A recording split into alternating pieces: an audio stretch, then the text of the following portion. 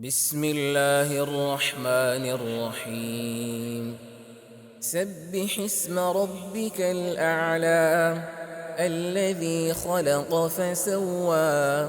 والذي قدر فهدى والذي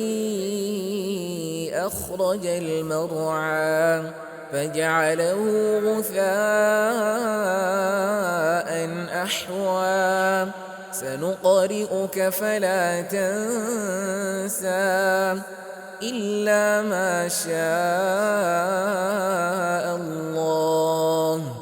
إنه يعلم الجهر وما يخفى ونيسرك لليسرى فذكر إن نفعت الذكرى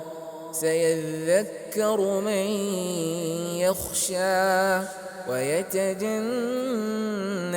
الأشقى الذي يصلى النار الكبرى ثم لا يموت فيها ولا يحيا قد أفلح من تزكى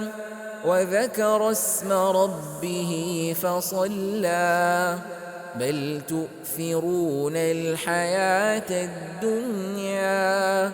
والآخرة خير وأبقى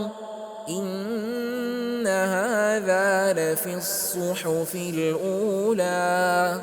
صحف إبراهيم وموسى.